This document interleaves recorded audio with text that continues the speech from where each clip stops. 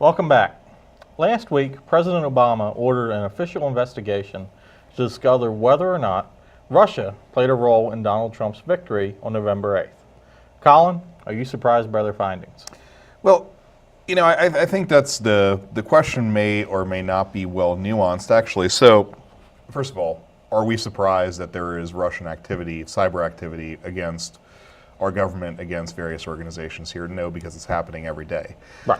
There is something to be concerned about, and I don't think it had any effect on the outcome of the election. I think we have plenty of things to look at as being the reasons for the outcome of the election. Russian meddling is not really one of the ones that would have had very large impact. I think it is, however, concerning from an intelligence standpoint when you have any foreign power that is, whether successfully or unsuccessfully, trying to affect the political system and the outcome of an election, or the very factors that are playing into an election, because they're trying to manipulate our democracy, and that's, I think, very concerning, and I think we should legitimately be concerned about that. So let me raise this question then, because you mentioned about influencing the outcome of the election. Do you think it was just leaks that had happened with emails, or that they actually have a way of hacking into the voter registration process? I don't believe personally that they have that capability, and the voter registration system itself is very isolated, so the likelihood of their being able to access that is very limited. I think the pieces that are more concerning here is we know that they hacked into the DNC. Did they have access to things like strategy positions and things of that nature that may have then been fed to the other side? We don't know, because we really don't know the extent of the hacking or the extent of the information that was drawn from there. Apparently, there was also hacking against the RNC, so it was not just the DNC that was being hacked. The reality is, and the Chinese are doing this as well, they're not Right. officially doing this, but they are constantly trying to hack into DoD, trying to hack into all kinds of different systems in this country. Is the election any different than those? No. I think, though, really the concern, and we've talked about this in previous segments, and I think everybody in the world has been late to the game. The cyber world is still something very new. We don't have the strategies for protecting core systems, but it is a dangerous thing. And we are, by the same token, probably doing the same thing. I don't think. I was going to say, look at Stuxnet. Right, I mean, yes. that can we officially say that Stuxnet was ours? No. Does it look like good indicators that was a joint operation between the U.S. and Israel? Well, yes. If you look at public sources, yes. So, It's also a matter of we're just as capability. guilty of it. Right. Okay? But, taking aside, the whole hacking thing. All right, let's say Russia is trying to influence U.S. elections. Okay, well, you know what? We try to influence other countries' elections. All right? I can think of Cuba for one, that we definitely tried to influence them. It's every country does it. Right. All right, every country does it. Should they do it? You know what? I'm not a foreign policy expert. I can't comment on that.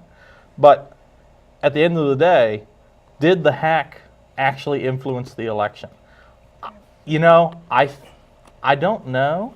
But I will say, I think it's very funny that we're concentrating so much on whether the hack influenced the election, when part of the hack was that it revealed that the DNC was influencing the primary candidate for the Democratic Party when they're supposed to be neutral. Right.